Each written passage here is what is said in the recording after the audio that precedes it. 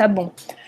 Pessoal, vou começar aqui. Eu tô sem câmera hoje, tá bom que a câmera do meu computador quebrou, mas eu vou apresentar minha tela.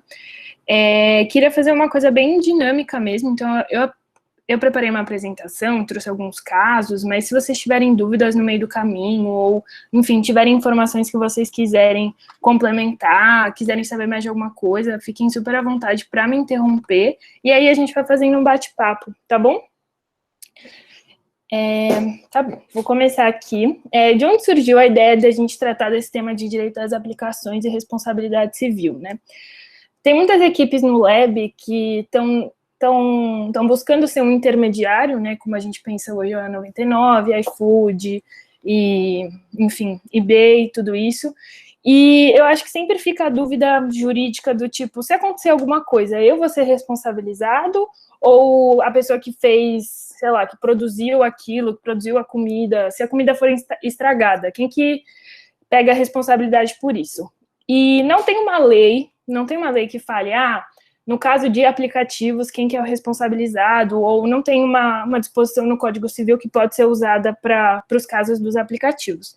Então, tem alguns conjuntos de normas que são usados, e a ideia é a gente falar um pouquinho deles hoje, trazer alguns casos e um pouquinho de jurisprudência, e abrir para vocês trazerem dúvidas, trazerem o caso das equipes de vocês, a gente conversar um pouquinho, tá bom?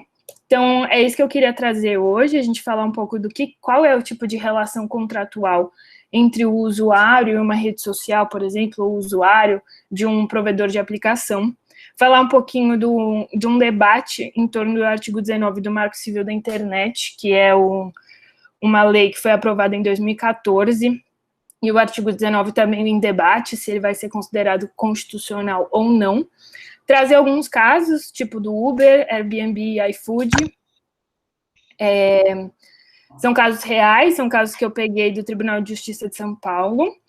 E é basicamente o Marco Civil da Internet que eu usei para embasar, e foi a lei que foi usada nesses casos. Tem um pouquinho de alguns princípios da Constituição Federal, alguns artigos da Constituição Federal, e alguns do Código Civil, mas o grande foco é no Marco Civil da Internet.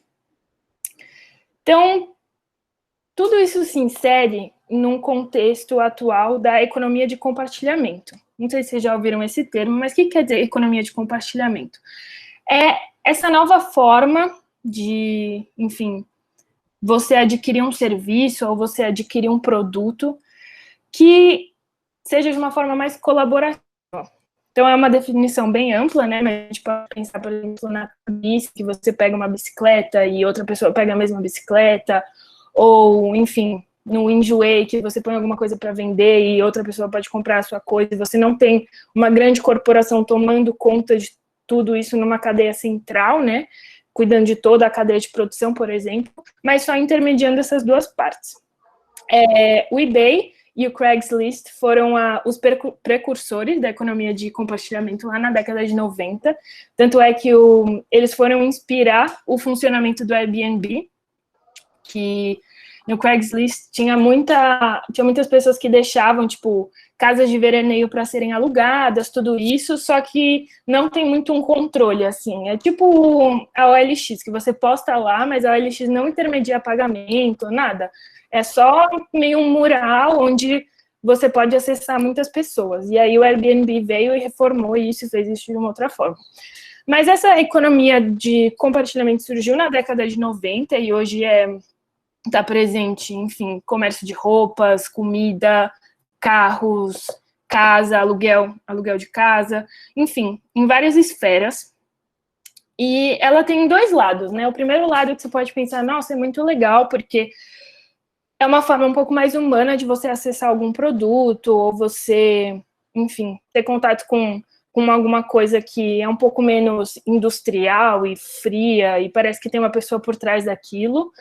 Mas, por outro lado, eu estava lendo um texto que foi recomendado nessa matéria que eu estava falando de comércio eletrônico, que, enfim, destrincha um pouco esses dois lados, e se por um lado ela parece um pouco mais humana, Por outro lado, você também está falando de, no fundo, grandes corporações também. Talvez você não esteja falando de grandes corporações no sentido tradicional, que a gente conhece, né? Mas o Airbnb é uma empresa milionária e, enfim, tem tanta influência quanto outras grandes empresas. Então, são dois lados a se pensarem. E aí eu trouxe alguns exemplos aqui, né? Airbnb, o HomeAway, o Uber, o Lyft, que é bem parecido com o Uber, mais nos Estados Unidos, e outros aqui, a WeWork também.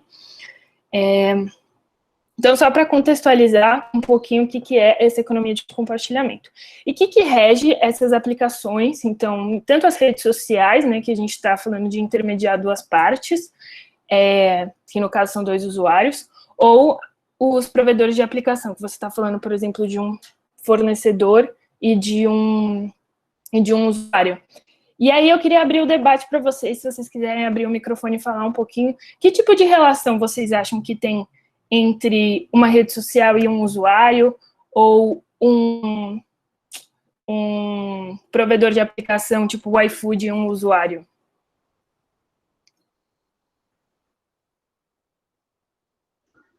Podem abrir Confidencialidade?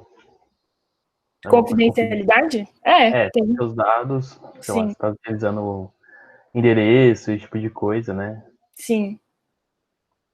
Pensando numa forma de relação contratual, assim, vocês acham que é uma prestação de serviço, que é uma relação de consumo? Vocês acham que não pode ser categorizado como uma relação de consumo porque, por exemplo, eu não pago para estar no Facebook? Vocês já chegaram a pensar nisso?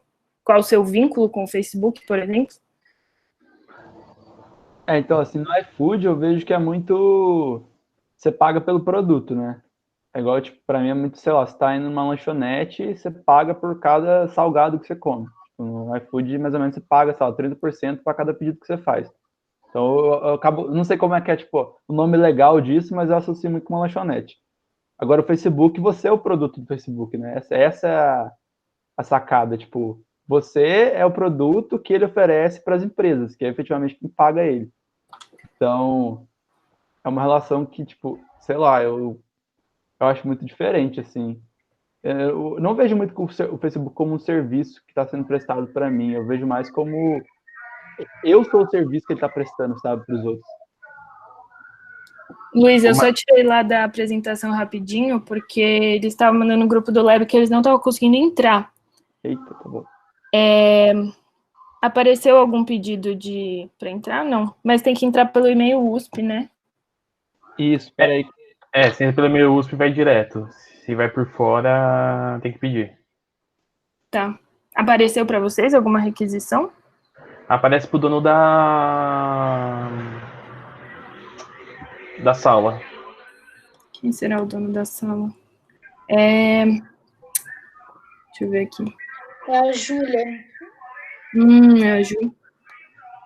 Já era, vai ter que entrar pelo e-mail USP, senão não vai rolar. A não ser que você abra outra sala, Marina, dá certo também. Você manda o link pra gente, todo mundo Não, na verdade tá pela agenda Neu. Eu vou tentar entrar pelo Neu Gestão para ver se assim eu consigo autorizar. Mas talvez só seja a Ju, porque foi ela que criou, tá? Já volto. Tá bom.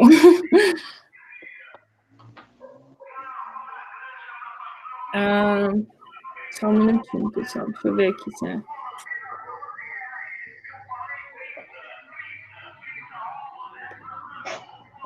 Tá bom. Mas enquanto isso, alguém quer perguntar alguma coisa? Quer falar um pouquinho de que pensou? Jogaram no chat aqui que é a relação de consumo. Talvez. Caroline comentou. Muito bem, Caroline. Você quer falar mais um pouquinho disso? Não, não sei, eu não tenho muita base para falar sobre os aplicativos, não, mas talvez uma relação de consumo. Fala aí pra gente. É isso mesmo, Carol. É uma relação de consumo mesmo. Eu acho que deu certo do pessoal entrar. Eu vou continuar aqui. Qualquer coisa, vocês me interrompem? Doug? Pode deixar. Eu vou acompanhando aqui. Tá bom, então eu vou continuar aqui. Então é isso mesmo, pessoal, é visto como uma relação de consumo mesmo. E aí você pode pensar, nossa, mas eu não pago para o Facebook para estar no Facebook, né? Então como funciona essa relação de consumo? Bom, na verdade, você está entrando no Facebook, você está abrindo mão das suas informações, né, dos seus dados, e eles usam esses dados para fomentar a base de dados dele para os ads, e aí, através dessa cadeia de remuneração indireta, né, então Facebook ganha dinheiro através do uso dos seus dados, que ele vende todo esse pacote não vende as informações, né, mas eles usam essas informações para os ads, e os ads acabam tendo mais sucesso, porque eles têm toda uma base de dados, então é uma remuneração indireta. Oi, pode falar, Elô. Eu consegui transferir a propriedade do evento, agora tá comigo. Daí eles vão conseguir entrar, tá bom? Valeu, muito obrigada, Elô. Eu tô permitindo aqui. Muito obrigada. Então, eu vou continuar. E aí, eu peguei um artigo aqui do CDC, que é o artigo 2º, que fala, consumidor é toda pessoa física ou jurídica que adquire ou utiliza um produto ou serviço como destinatário final. Então, é uma definição muito ampla, que dá base para falar que é uma relação de consumo, a sua relação com o Facebook, por exemplo. Tudo certo até aqui?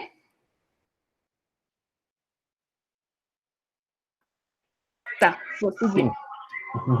E aí, fazendo essa contextualização, o primeiro caso que eu queria trazer é o caso das fake news.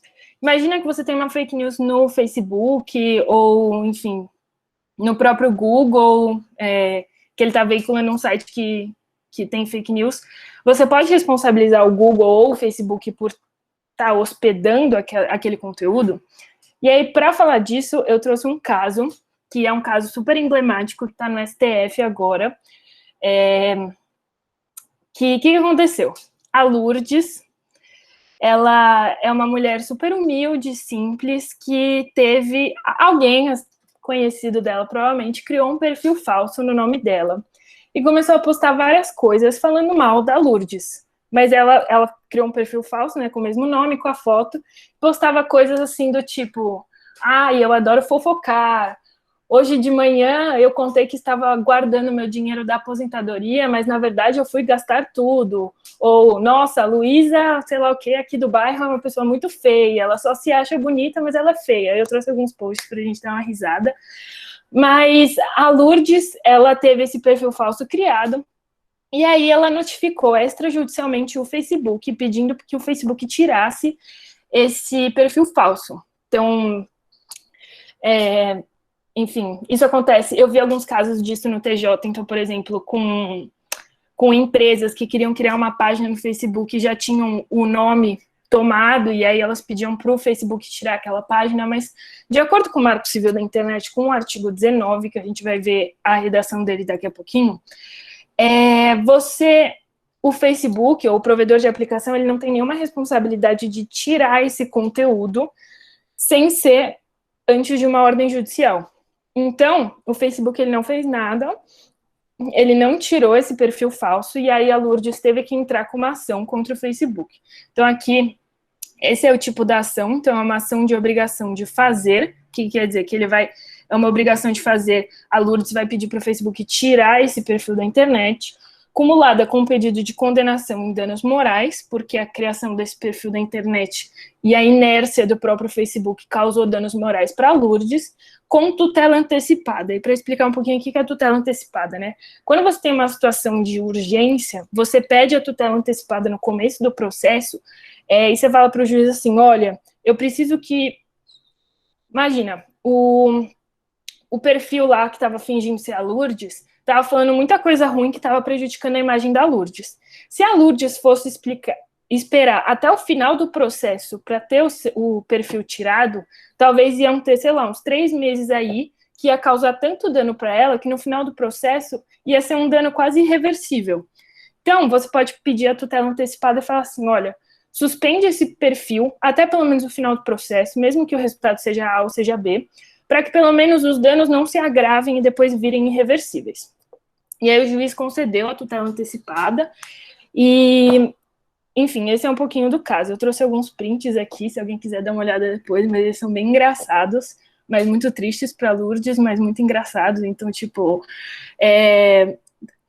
quando eu pegava o dinheiro da aposentadoria e falava que depositava no banco, na verdade eu reformei toda a minha casa, coisas assim. Então eu estava realmente diminuindo a imagem da Lourdes.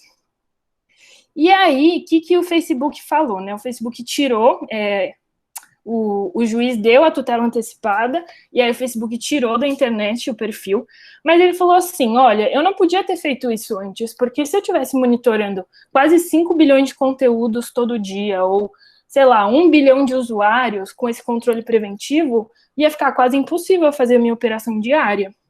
E aí ele até fala aqui na contestação, o legislador sabiamente falou que no Marco Civil na internet você tem que ter a intervenção do Poder Judiciário, ou seja, lá o artigo 19 que a gente tinha falado, para você tirar esse conteúdo da internet. E aí a sentença, né, em primeira instância, falou para tirar o perfil na internet, mas não condenou o Facebook a pagar os danos morais para a Lourdes, porque falou assim, não era responsabilidade do Facebook ter tirado isso antes.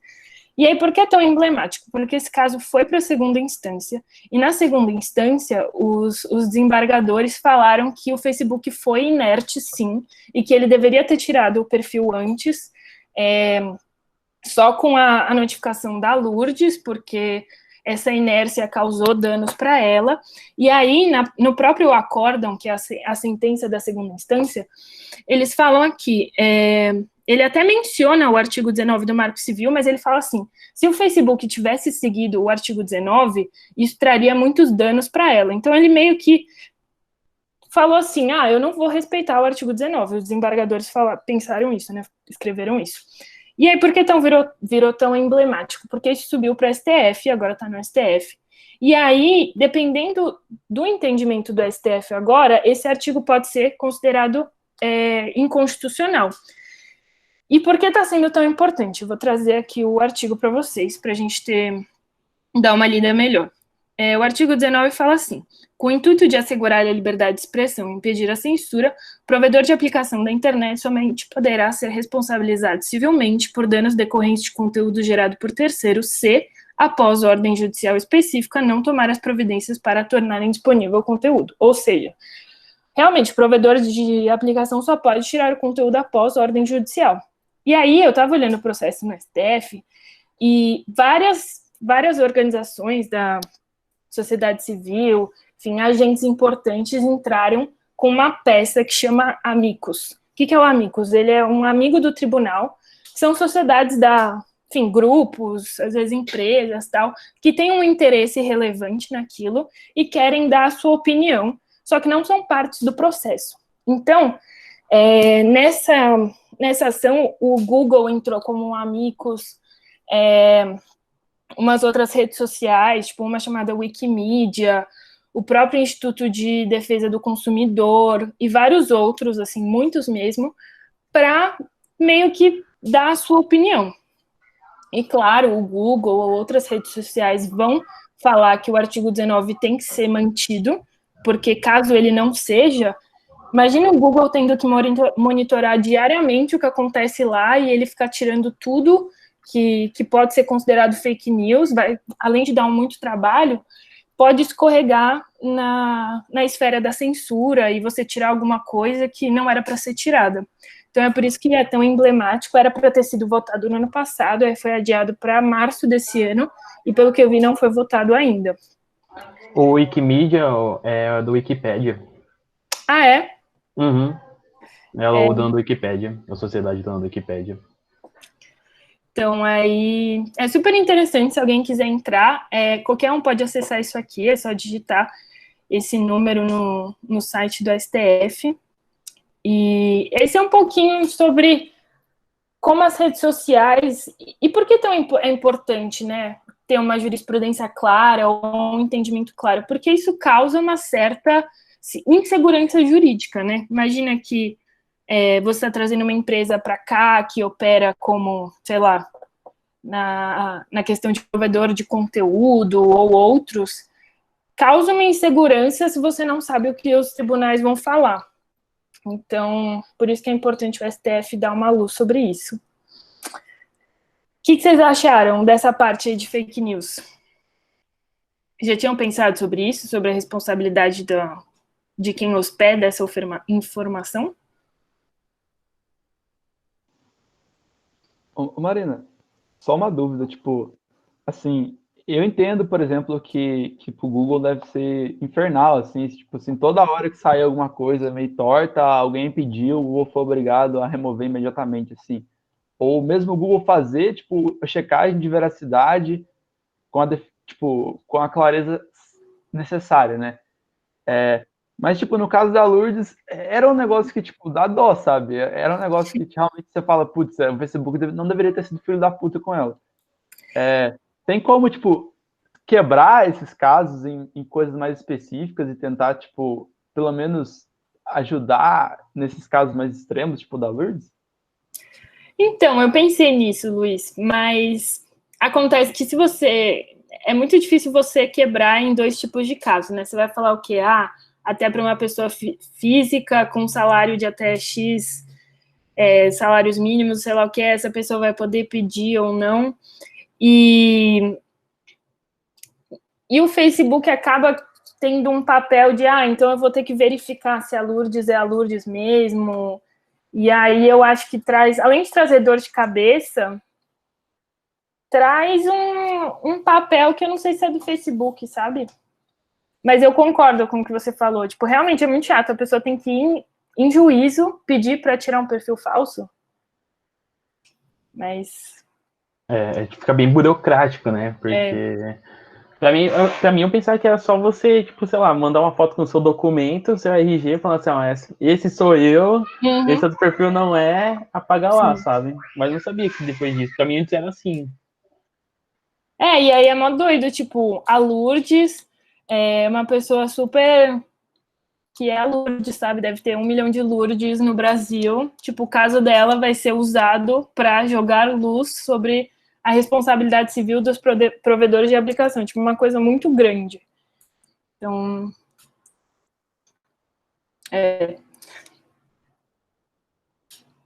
Mais alguma dúvida? Marina, eu tenho uma. Perdão, Fala aí. pode falar. Ai, pode falar, Lucas, se quiser. Pode falar, por favor. Tá, a minha dúvida era assim, se tivesse, tipo, até que ponto seria a responsabilidade da rede social se tivesse comentários homofóbicos ou racistas e tal? Tipo, eles tomam cuidado com isso porque é um regimento interno ou eles são realmente responsáveis? É uma boa pergunta. Olha, eu não cheguei atrás disso, e aí eu acho que também tem a política interna, né, de cada aplicativo, e aí o que eles vão tolerar, o que eles não vão tolerar. Em geral, as redes sociais não toleram esse tipo de comentário, e acho que eles devem ter mecanismos automáticos que já excluem. Tem uma exceção legal de trazer aqui para o artigo, que na verdade essa é a seção 3 do Marco Civil da Internet, que fala da responsabilidade de conteúdo gerado por terceiro. E no artigo 21, ele fala que, em caso de publicação com nudez explícita, que dê para você identificar a pessoa que está sendo exposta, o provedor de aplicação pode tirar sem ordem judicial. Então, é um caso extremo, né? Mas tem uma previsão. Em casos de, por exemplo, você ofender uma pessoa na rede social e tudo isso tudo você pode entrar com processo contra a pessoa, pedindo danos morais, como se ela tivesse, tipo, te xingado numa entrevista na TV, ou se ela tivesse, sei lá, te encontrado na rua e ofendido sua moral, por exemplo. Mas é um bom ponto. Valeu, Marina.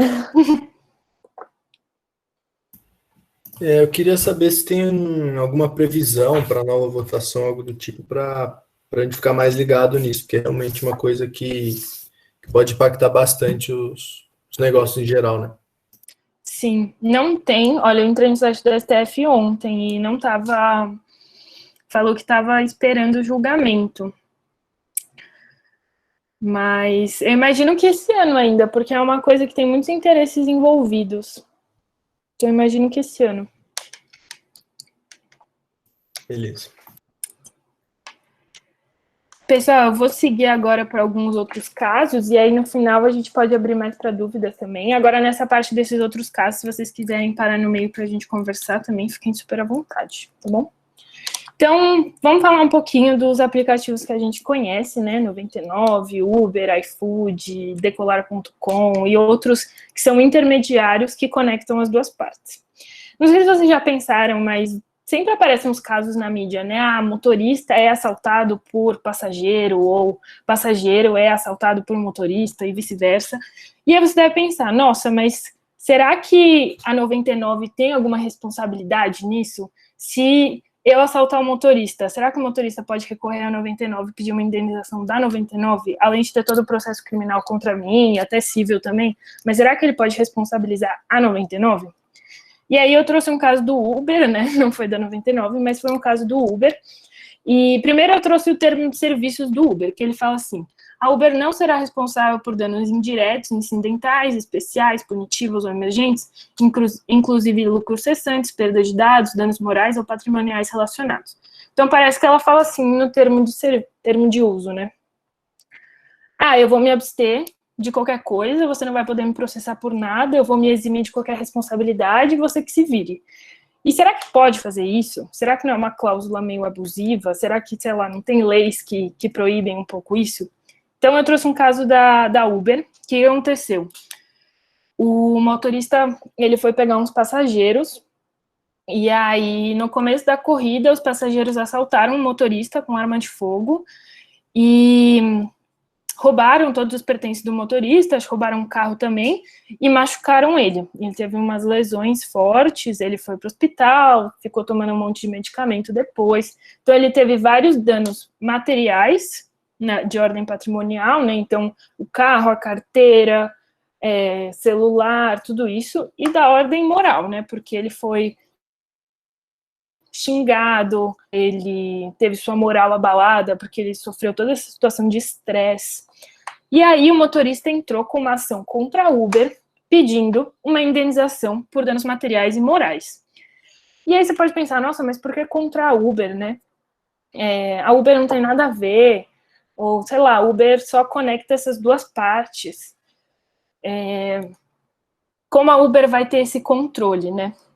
Não sei se vocês já pensaram para pensar, não sei se vocês já pararam para pensar sobre isso. Se vocês já viram alguma situação assim, se quiserem falar.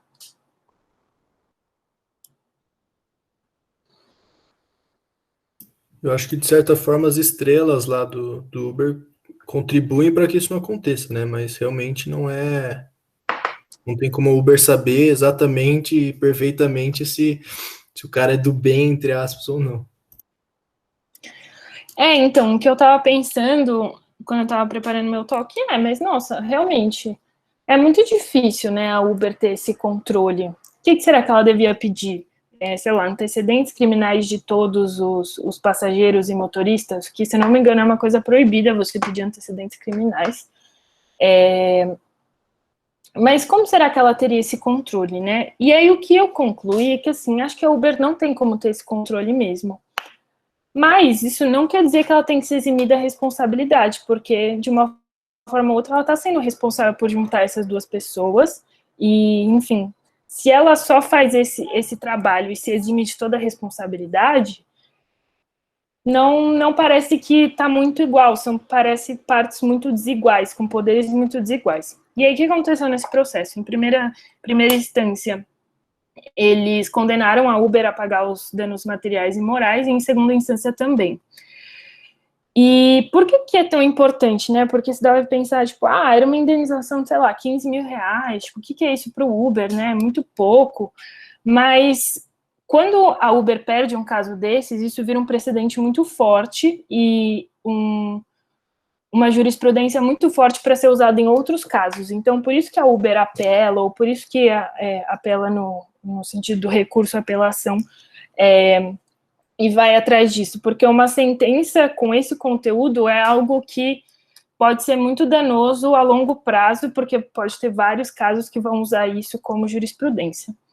E aí, eu trouxe esse artigo do Código de Defesa do Consumidor, que é exatamente o argumento que o juiz embasa a sentença dele, que é: Fornecedor de serviços responde, independentemente da existência de culpa, pela reparação dos danos causados aos consumidores, por defeitos relativos à prestação de serviço, bem como informações insuficientes ou inadequadas sobre sua fruição e risco. Ou seja, juntar essas duas partes, né, o motorista e o passageiro, tem riscos inerentes, tanto do motorista machucar o passageiro ou vice-versa, e a Uber, como fornecedora ou como prestadora desses serviços, porque acaba que é uma relação de consumo no final, tanto para as duas partes, uma prestação de serviço, mesmo que seja só dessa intermediação, tem riscos inclusos e riscos inerentes à atividade. E a Uber não pode ser eximida dessa responsabilidade, mesmo que ela coloque no termo de serviço dela. E aí, o que eu estava pensando também, que quando a gente fala de riscos inerentes ao negócio, né? Você fala assim, nossa, mas será se a Uber manda um motorista buscar uma pessoa naquelas chamadas áreas de risco, né? Que são áreas, sei lá, da cidade um pouco mais perigosas que a outra. Pelo que eu sei, a Uber não avisa quais são as áreas de risco, a 99 avisa. E se ela manda um motorista numa região perigosa e o motorista sofre, sei lá, um assalto, ou ele morre, alguma coisa assim, será que a Uber pode ser responsabilizada? Eu não achei nenhum caso parecido, mas de acordo com o artigo 14, na minha visão, a Uber poderia sim, porque ela não avisou o motorista que aquilo era uma área de risco, ou ela não tomou as medidas suficientes para evitar que o motorista fosse lá, ou pelo menos ela não avisou que aquilo poderia ser perigoso. Não sei se vocês têm opiniões sobre isso. Então, tem um comentário no chat, Marina, aqui. Deixa eu ler para você. Lê. Marina, eu tenho um amigo que trabalhou no Uber como gerente da área que cuidava especialmente desses casos, roubos, estupros, etc. É uma área chamada de Community Operations. Fecha aspas. Que legal, que legal não, mas deve ser muito interessante. Oi, Marina, eu que escrevi aqui o comentário. Eu não sei explicar muito bem, assim, como que é a área. Se tiver uma curiosidade, eu posso até conversar com essa minha amiga. Eu acho que ela já saiu da Uber, mas ela era gerente dessa área. E eu acho que existe, sim, uma preocupação deles para tratar desses casos. Uhum. Ela falou que tinham questões muito críticas, assim, principalmente em relação a estupro, e que a Uber tinha essa área justamente para cuidar desses casos. Então, eu não acho que eles não tomam responsabilidade totalmente, assim, nesses casos. Eu não sei explicar muito mais, mas se alguém tiver curiosidade, eu posso passar o contato dela, ela com certeza tiraria dúvidas em relação a esse sentido. Sim, sim, até porque pega muito mal, né, para uma empresa, tipo, quando você se exime totalmente da responsabilidade, isso vai, sei lá, ganha as manchetes e a Uber fala, não, eu não vou ajudar essa família que perdeu um pai de família e tal. Então, mas muito legal, muito legal. Com certeza, eu acho que a Uber, ela vem se importando muito com esses pontos, porque no começo ela tinha uma reputação bem ruim, né, em relação a questões machistas, etc. Eu não sei se vocês lembram, mas então eles tentaram fazer muitas campanhas para tirar um pouco dessa reputação ruim, principalmente dentro do ambiente de trabalho que eles tinham. Não, muito legal. Boa contribuição aí, fiquei curiosa. Beleza, valeu. Má, tem uma pergunta. Fala aí, Lucas. Porque nesse caso da Uber, por exemplo, ela se categoriza como responsável até então por conectar as duas pontas, motorista e passageiro, porque no final das contas ela está fornecendo a rota, né? Ela que sugere para o motorista fazer a rota tal. Seria por causa disso que ela se responsabiliza por onde aquele motorista passa, ou se o motorista quisesse fazer a rota que ele bem entendesse, sabe? Essa é a minha dificuldade. Uhum. Até qual a responsabilidade de fazer a rota é da Uber ou do motorista? Então, na Uber, eu não sei como funciona, mas independente disso, é pela questão da Uber prestar esse serviço pro motorista de, por exemplo, intermediar o pagamento, ela faz esse serviço, ela faz o serviço de trazer o cliente para o motorista, ela faz o serviço de, enfim, das informações necessárias de onde está esse cliente, e para o cliente ela faz o serviço de aproximar o motorista, com a maior comodidade possível. Então, independente da rota, é porque ela é caracterizada como uma prestadora de serviços. E por ela ser uma prestadora de serviços e ter uma relação de consumo aí atrás, ela pode ser responsabilizada. Entendi. Ok. E aí eu trouxe, até indo nessa linha, Lucas, eu trouxe os argumentos, né, da Uber, que ela fala assim, a Uber é uma empresa de tecnologia, ela não transporta ninguém, ela viabiliza uma interação dinâmica e tal, e aí eles falam da ilegitimidade passiva, ou seja, que a Uber não deveria estar naquele polo de como ré, né, porque não é ela que cuida da segurança pública, ela não é responsável pela segurança pública. Então, no caso de um assalto ou qualquer coisa assim, o responsável tem que ser o Estado e não ela. Mas, enfim, a gente não está nem discutindo a questão da segurança pública. O que estava sendo discutido lá era a prestação de serviços e ela como envolvida na cadeia de consumo, então ela é solidariamente responsável. E aí eu trouxe aqui a sentença, se alguém quiser dar uma olhada depois, mas o que o juiz fala é sobre que se a Uber acaba... Um linguajar meio estranho para um juiz, mas ele colocou isso na sentença, se a Uber acaba por cadastrar bandidos na plataforma e o motorista é obrigado a transportar esses bandidos, não é concebível que ela se exima da responsabilidade, sei lá o quê, outras coisas assim. E aqui é o resto da sentença, tal, só para falar os valores, tipo uma indenização de quase 30 mil, não é um valor super, super alto, que a Uber poderia muito se preocupar, mas é aquilo sobre o que isso vai mostrar para o mercado, por exemplo, ou para os outros motoristas, o significado disso. Trouxe aqui um caso da Airbnb também. Falar um pouquinho da Airbnb, no final do ano passado, quando eu entrei no Neo, acho que foi o Iago ou o Luiz, que eles me deram um livro super legal, eles deram para todos os membros do Neo que entraram, e aí eu terminei esse livro faz uns meses já, e é bem legal, ele fala sobre os desafios do Airbnb se expandindo para o mundo, sobre desafios de regulação, como o Airbnb teve que enfrentar, por exemplo, o governo de Nova York, ou outros, e as legislações locais. E, enfim, deu um bom panorama, é um panorama bem legal para quem quer saber um pouquinho mais da história deles. Mas aí eu trouxe um caso aqui, que era uma família que foi viajar para Nova York, eles tinham reservado uma casa pelo Airbnb 6 meses antes, com um preço bem legal pela qualidade e tal. E aí, 15 dias antes deles irem viajar, o anfitrião cancelou a estadia deles, tal, sem nenhum motivo, e o Airbnb ofereceu outras opções, mas com a qualidade inferior, pelo mesmo preço, e aí a família, no final, teve que pegar esse dinheiro e reservar um quarto de hotel, e acabou sendo mais caro e menos confortável, e a família entrou com uma ação contra o Airbnb, pedindo danos morais, porque causou muito estresse para ela ter que achar um hotel em cima da hora, e ela teve que gastar mais, então, danos materiais também, se eu não me engano. E aí eu queria, se vocês quiserem falar um pouquinho, o que vocês acham? Vocês acham que o Airbnb pode ser responsável, ou, sei lá, o que passa na cabeça de vocês?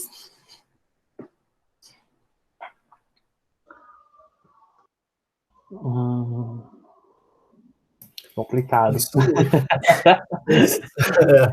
Pensando alto, assim, eu acho que, independente dele poder ser responsável ou não, eu acho que teria como resolver esse problema de uma forma muito mais simples antes de chegar na justiça, digamos assim.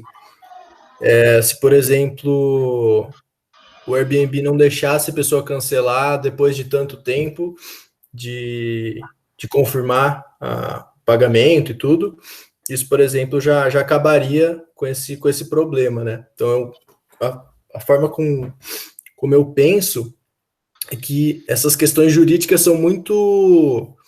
Ou você ganha ou você perde, não tem muito meio termo, então sempre que você puder não chegar a esse ponto é o é a melhor solução, digamos assim.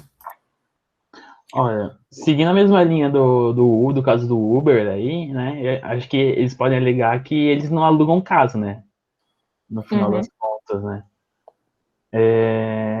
Eu acho, assim, mas só achismo, assim, que a Airbnb é responsável, assim, porque, tipo, tem a verificação, tem bastante verificação, sabe, dentro do Airbnb com os proprietários. Então, pede documentação, pede endereço, você tem foto, tá tudo na plataforma, você faz pagamentos por lá. E aí, nesse caso, como foi muito em cima, eu acredito que sim. Porque eles pagam a segurança, né? Tipo, é diferente sabe, é um pouco diferente do Uber, que dentro do Airbnb, tipo, um dos serviços dele é a própria segurança do usuário na confiabilidade de você alugar o negócio, sabe? A segurança tá dentro do serviço. Então, eu acho que sim. E tipo, não sai do bolso deles, né? Oi, desculpa, Luiz, pode falar. Não, eu tava vendo aqui sobre o Airbnb e tem sim isso de poder cancelar tantos dias antes e tal, ou não. E, tipo, pelo que eu tô vendo aqui, os anfitriões que escolhem qual que vai ser a política de cancelamento que vão oferecer aos hóspedes. Daí aqui, tipo, o hóspede pode cancelar com a determinada antecedência que eles escolhem. Eu só não sei, eu só não tô achando aqui ainda, eu tô falando agora antes de achar, para só não perder a discussão aqui. Não sei se tem isso também para quando para o tempo que o próprio anfitrião tem para cancelar, né? Mas eu achei bem interessante essa ideia de, tipo, o anfitrião, ele escolhe se vai ser uma política flexível, tem, flexível, moderada, rigorosa, longa duração, super rigorosa de 30 dias ou super rigorosa de 60 dias. Então, tipo, na flexível tem cancelamento gratuito até 14 dias antes do check-in. E, tipo, na super rigorosa de 60 dias só pode cancelar de graça 60 dias antes, sabe? Então, achei bem interessante isso. Então, Elô, pelo que eu estava lendo nos autos do processo, eles falam que o anfitrião cancela, não sei como é a questão do anfitrião cancelar, mas aí para o cliente, o Airbnb, tipo, meio que arranja outras opções para o cliente, né, para o hóspede. Mas é uma coisa legal de se ir atrás. Quando eu estava lendo o livro, a questão de como o Airbnb toma a responsabilidade para si, né, acho que demorou uns anos, assim, para acontecer alguma coisa no Airbnb do tipo de violência, alguma situação mais assim. Mas quando aconteceu, acho que foi uma mulher nos Estados Unidos que ela tinha alugado a casa dela, tal, e ela voltou, a casa estava completamente destruída, tipo, completamente. E aí ela tentou falar com o Airbnb, era no começo que eles tinham a plataforma, o diferencial deles era ter essa boa usabilidade, né, mas ela contou que ela ficou assim alguns dias tentando falar com o Airbnb, era super difícil.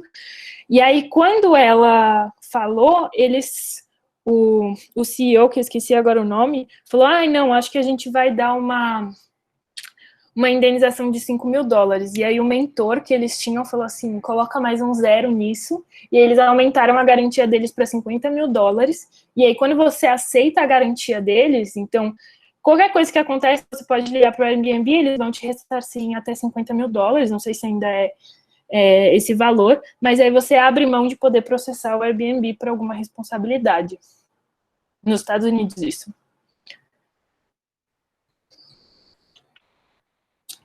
Entendi. E, enfim, aqui é muito o que o Doug tinha falado, né, de que você é uma atividade empresarial que gera remuneração para o Airbnb, que também tem que ter toda a questão da confiança, e por isso pode ser visto como uma relação de consumo.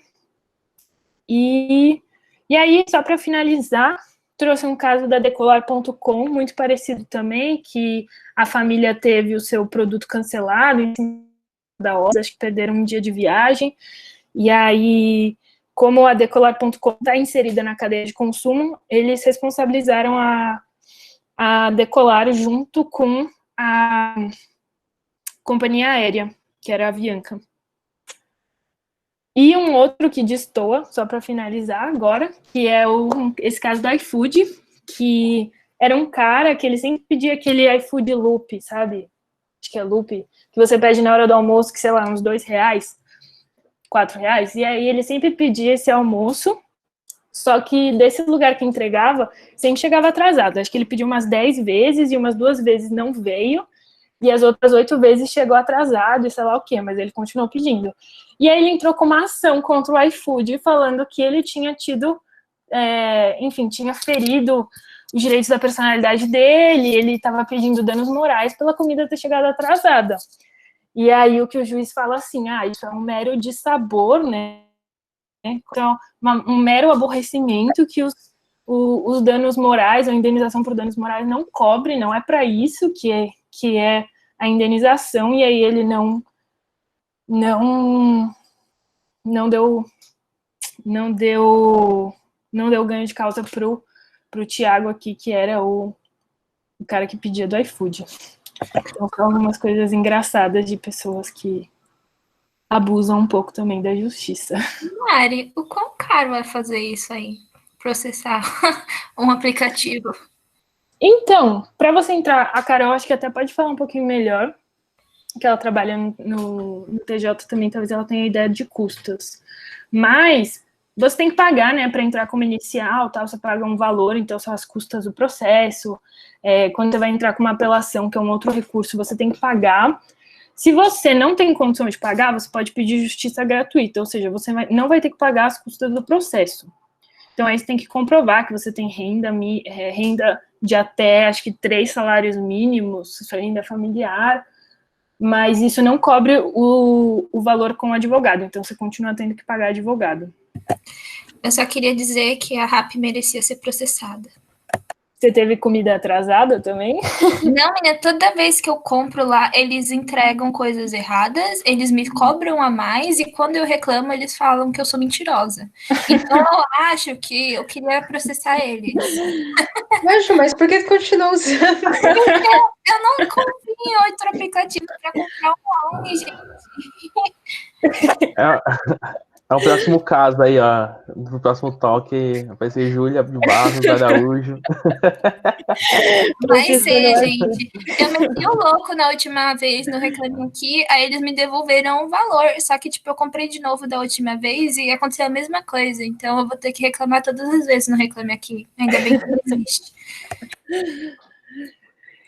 E aí, pessoal, é um pouco isso, só para fazer essa distinção aqui, só que os casos não são parecidos, né? Como a gente viu, do iFood é um mero aborrecimento em comparação com um assalto e outros, mas tem muitos casos, não são só esses, tem muitos casos de jurisprudências também diferentes. Então, não tem um entendimento muito certo sobre isso ainda. Mas isso não quer dizer que vocês tenham que se preocupar, tipo, principalmente as equipes do Lab que trabalham com essa intermediação de duas partes, né? Não tenham que se preocupar ainda. Acho que desde que vocês façam as coisas com a responsabilidade até o limite que der, né? Então, por exemplo, eu estava pensando na padoca, não sei se tem alguém da padoca aí, mas se, sei lá, vocês entregam uma comida que uma mulher fez e a comida da intoxicação alimentar para alguém. Até que ponto vocês realmente podem ser responsabilizados por isso, sabe? O juiz que vai ver e falar, tudo bem, se você tem 3 cozinheiras é uma coisa, mas se você tem 1 milhão de restaurantes, até que ponto você pode cuidar da qualidade de cada comida? Então, eu acho que é só fazer as coisas com o máximo de zelo que pode ser feito para evitar. E é um pouquinho isso, eu deixei alguns links aqui para quem quiser dar uma olhada a mais. Tem uma dúvida aqui, Marina, no chat. Não sei que você consegue ler já? Você consegue ler. Do Lucas. Existe alguma diferenciação jurídica da determinação de responsabilidades entre empresas que conectam pessoas a pessoas e pessoas a empresas? Que eu saiba não, Lucas. Que eu saiba não, porque eu acho que, tipo, eles levam em consideração cada tipo de relação diferente, sabe? Então, a da empresa com o consumidor de um lado, da empresa com o consumidor de outro lado, e aí, no caso do iFood, por exemplo, da empresa com o consumidor e da empresa com a empresa. Tipo, cada relação é separada. Mas não sei se a Carol sabe mais, ou se alguém também da Sanfra Júnior aí souber, mas pelo que eu sei, não. Eu acho que não também. Eu acho que é o que você falou, não tem nada construído ainda, estão debatendo as coisas, meio que construindo um entendimento sobre, mas eu acho que eles estão meio que tentando deixar que a responsabilidade das empresas é objetiva, de qualquer forma, assim. Uhum. E aí, meio que assim, independente de culpa, vocês têm que arcar. E aí, por isso que é importante, né, construir um entendimento para saber se as empresas elas vão ser responsabilizadas ou não. Mas eu acho que não tem, não. Acho que é a mesma coisa. Obrigada pela contribuição, amiga. E aí, mais dúvidas, pessoal? Vocês querem trazer o caso da equipe de vocês, ou alguns que vocês tenham visto? Querem, sei lá, falar se vocês não concordam com algum caso? Eu queria comentar aqui até então, porque eu fiquei com uma pulga atrás da orelha, né, com relação à escalabilidade da Ecomilhas. Então, por exemplo, né, só para retomar, a Ecomilhas é uma startup de micromobilidade urbana sustentável, onde a gente incentiva, por meio de um sistema de milhas e coalizão, o uso de modais sustentáveis para a mobilidade urbana. O transporte não é nosso, a pessoa também não é nossa, a gente só, de fato, incentiva ela a utilizar esse tipo de transporte. Se ela sai da rua, assim, sai de casa e tal, para fazer algum tipo de tarefa específica e tem algum acidente, isso entraria de alguma responsabilidade de eu que estou incentivando esse tipo de transporte? Ou isso já de fato é preocupação dela quanto motorista, dela quanto pedestre, ou dela quanto, né, mobilidade urbana ativa nesse sentido? Então, Lucas, eu pensei no caso, por exemplo, das milhas aéreas. Tipo, a Smiles não vai ser responsabilizada se acontecer um acidente. Talvez a Gol seja, mas a Smiles não. E vocês são mais pro lado da Smiles do que pro lado da Gol. Vocês são a Ecomilha, vocês não são a Tembice, por exemplo, que você pode falar, a bike estava ruim e por isso sofreu um acidente. Então eu não vejo porque vocês estariam dentro da cadeia de consumo. Entendi. Mesmo eu conectando, por exemplo, a dinâmica de mobilidade dela com algum produto final. Porque ela sairia para pegar o produto? Não. Não, ela só sairia para acumular milhas e trocar por produtos. Ah, eu acho que não. Não tem um nexo de causalidade aí. Nossa, na minha visão. Ok. É que eu e a Carol, a gente fez um trabalho para a última matéria de civil e acho que a coisa que eu mais escrevi foi nexo de causalidade, então ficou na minha cabeça. Eu já vou colocar aqui nos termos de uso, não tem nexo de causalidade. Obrigado, pessoal, era mais isso mesmo. Eu acho que... Ô, Marina, eu tenho uma pergunta aqui, tipo, eu não tô nem startup, né, mas, tipo, até que ponto, sei lá, você acha que na sua visão a startup tem que se preocupar com essas questões de direito e afins dentro do serviço dela num processo de começo, assim, que a gente tá fazendo aqui, o pessoal de pré-aceleração, sabe? Até que ponto você acha que é viável pensar toda essa estrutura de direito, ou até que ponto não é? Não sei se é uma pergunta muito bucha ou não sei. Não, eu acho legal, Doug. Tipo, a não ser que você seja uma Ecomilhas que tenha uma pessoa de direito, né, que eu acho que é a Aline, que é a única pessoa do Lab que faz direito, eu não vejo muito também por que se preocupar, sabe? A não ser que seja uma coisa muito escancaradamente ilícita, mas se for uma coisa numa zona meio nebulosa, que ainda não tem precedente sobre isso, eu não vejo muito, nem porque, sabe, a gente está na fase de MVP ainda, e, por exemplo, o Airbnb foi tomar um processo porque eles devem ter milhões de usuários no Brasil, e um deles ficou frustrado, teve a sua expectativa frustrada, né? Então, eu acho que não precisamos se preocupar agora. Deixa eu ler o que a Tarsila mandou aqui. Eu não vi nenhum caso em que o termo de uso ele foi usado como um limitador assim, de responsabilidade, porque no próprio caso da Uber, a Uber fala, ela tipo, deixa bem claro o termo de uso dela, e aí o juiz fala, mas olha aqui o artigo 14 do CDC, isso não está abaixo do termo de uso de vocês. Mas talvez tenha, a gente pode pesquisar depois.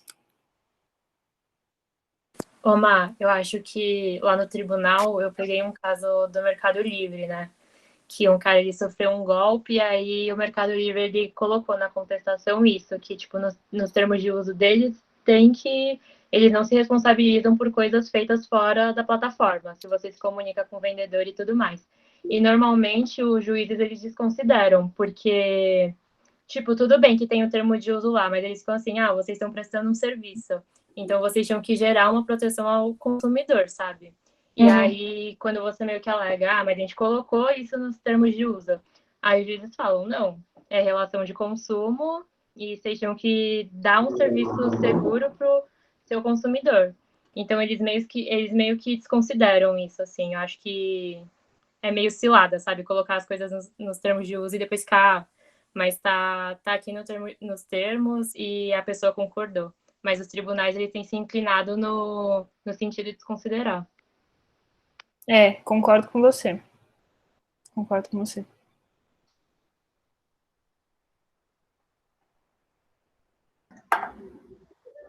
Então, eu posso continuar não lendo o termo de uso, então. Cadê? Pode não ler, pode não ler.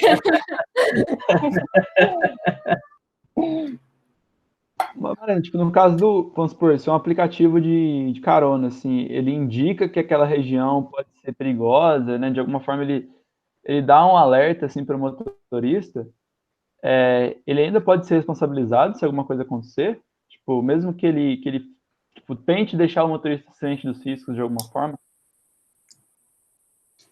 Carol, me ajuda nessa aí. Olha...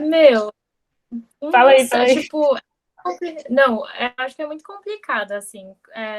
Eu gostei muito do que você falou, Má, porque realmente não tem nada construído, né? Foi muito... Nossa, você explicou muito bem, parabéns, de verdade. Foi muito boa a apresentação, sério mesmo. Porque é muito complicado. Tipo, acaba ficando meio que nas mãos dos juízes, assim. Tem juiz que vai falar que o Uber ele tem responsabilidade porque ele está prestando serviço, e tem juiz que vai falar, não, sabe, você aceitou os termos, é muito complicado. Por isso que é tão importante ter um entendimento formado para não ficar meio que discricionário, assim, de juiz para juiz.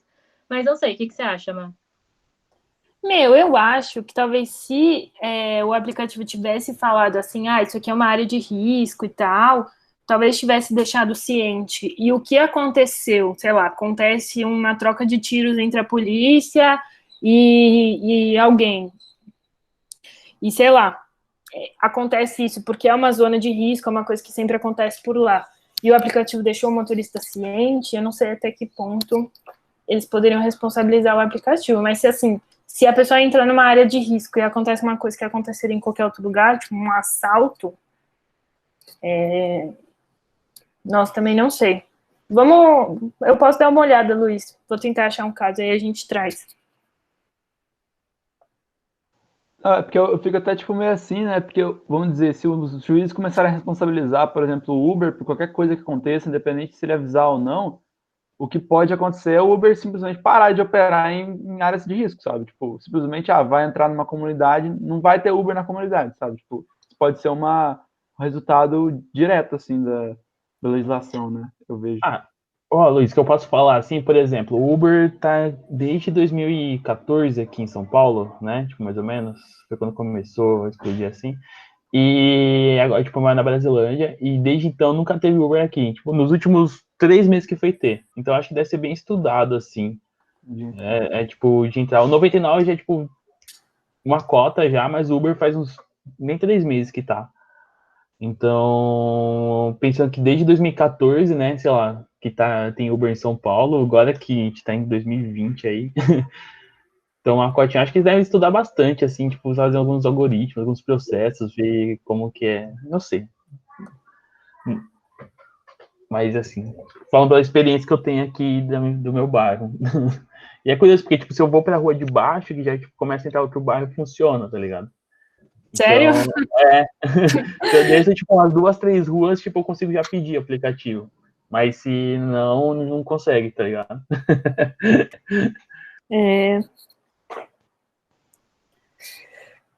Não, sobre o que você falou, Tarsila, eu nunca vi, assim, de dar certo Até porque, tipo, eles usam esse mesmo argumento de motoristas parceiros no âmbito do direito do trabalho, né? Para não configurar uma relação empregatícia, por exemplo. Tipo, é um argumento universal, assim, usado para quase tudo. Mas eu não vi dando muito certo, assim.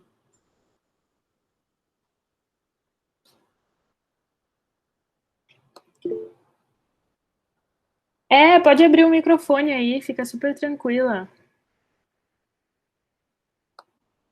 Mais dúvidas, pessoal? Se alguém quiser dar feedbacks também. Você ficou mais animada com o seu curso nesses últimos tempos, essas pesquisas? Com certeza, com certeza. Esse ano tá bem melhor, sério. Obrigada. Que da hora, Marina. Fico feliz por você. Bem feliz. Obrigada, Doug. E eu gostei bastante da apresentação. Acho que foi legal você trazer discussão e trazer vários casos e mostrar que tem casos que encaixam, tem casos que não encaixam. Eu acho muito legal esse debate de direito, assim, né? Porque tipo, é um negócio que tá no nosso dia a dia. E às vezes fica tão tipo, só no campo do juiz, STF e tal, e quando você traz um pouquinho mais pro dia a dia, veio vários casos, até da dona Lourdes lá, que poderia ser minha tia, tá ligado?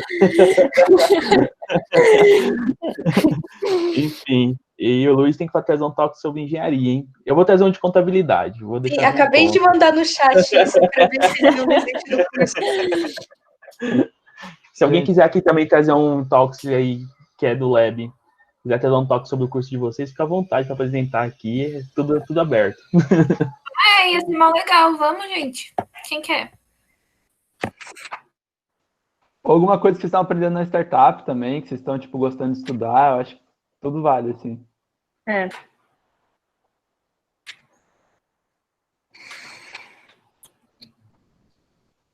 Mas eu acho que eu não vou fazer um toque sobre engenharia, gente. Eu vou fazer outro tema. Eu tenho que fazer temas que eu gosto. Não dá, né, Luiz? Até porque eu não sei o que é engenharia até hoje. Não é um curso que serve para você, sabe, tipo, contar curiosidade para as pessoas. É um negócio que não, sei lá.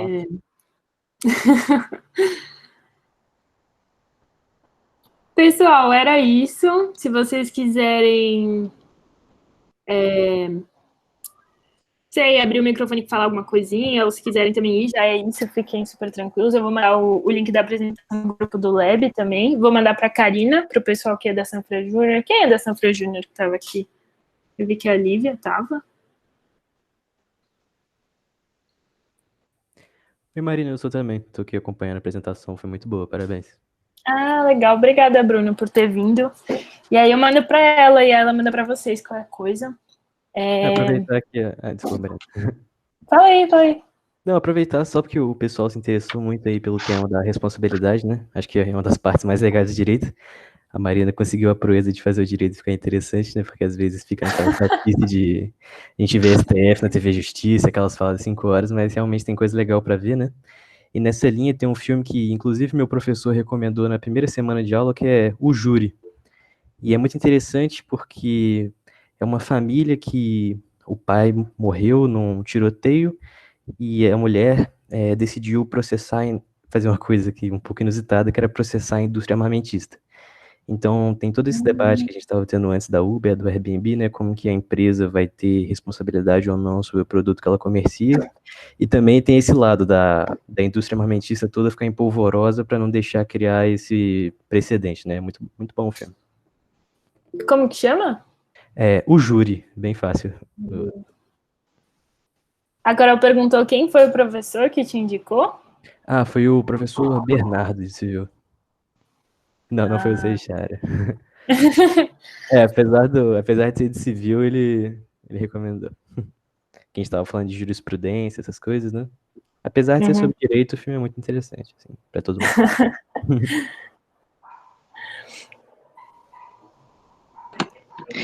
Oi, Marina, aqui é a Tássila, eu sou da Sanfra Júnior também. Eu queria dar parabéns, foi ótima a apresentação. E você realmente conseguiu deixar o direito interessante, foi ótimo, bastante jurisprudência, eu achei bem legal, parabéns. Muito obrigada, sério, obrigada por vocês terem vindo. Eu não sei se vocês estão aqui no primeiro, segundo ano? Eu tô no segundo. Eu tô no primeiro.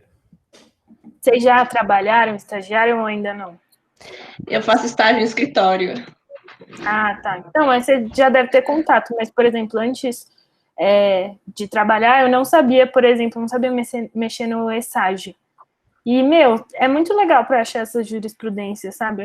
Ver os casos a fundo. Então, se vocês curtiram a jurisprudência, só, juro, joga iFood lá na pesquisa de jurisprudência completa, né? Consulta de jurisprudência, aí você vai em completa. Você joga iFood, tipo, aparece muita coisa no meio que não é, né? Então aparecia muita coisa de penal que, tipo, só, sei lá, o cara trabalhava no iFood, não tinha nada a ver. Mas se você der uma busca bonitinha lá, você consegue achar várias coisas. Legal, Marina, obrigado pela dica. Obrigada pela dica e desculpa as zilhões de perguntas sobre termos de uso, porque eu faço bastante isso no escritório, aí eu nunca sei, tipo, eu trabalho com consultivo, eu nunca sei como que ele vai pro judiciário depois, se, tipo, funciona ou se não funciona e ninguém liga, sabe? Eu tenho um pouco de curiosidade depois sobre isso. Mas muito obrigada. A gente não vê muito essas coisas na faculdade, né? Tipo, eu e a Carol, a gente tá no 3º ano. Eu não lembro da gente ter visto isso, assim. Não sei se você lembra, Cá, mas... Não lembro, não, mas é tudo no estágio, né? Que a gente aprendeu, acho, praticamente. São Fran. Mas aproveitando, eu queria te dar parabéns, sério mesmo, foi muito bom. Eu sou suspeita, porque sou muito sua amiga, mas, nossa, você é incrível. Fala muito bem. Obrigada por ter vindo. Sério, obrigada pelas contribuições. Que isso, é um prazer sempre te ouvir. Você é maravilhosa, viu? Parabéns. Foi incrível. Muito bom o seu feedback, amiga. Muito obrigada. Eu queria agradecer também. Foi muito legal a apresentação. E a gente da Sanfra Júnior tá muito animado para fazer os projetos com vocês. Tipo, vai ser muito bom. E você arrasou muito. Foi muito bom pra gente ver também. Obrigada por ter vindo. Nossa, vai ser muito legal. O pessoal do Lab já tá bem animado. Ó, quem a gente tem do Lab aqui? A gente tem o Lucas, a Karine, a Lia. Eu acho que o outro Lucas já foi. O Lucas também, outro Lucas. Que são das equipes do Lab. O pessoal da Sanfra Júnior que vai fazer a mentoria jurídica semana que vem com vocês. Então, acho que vai ser bem legal.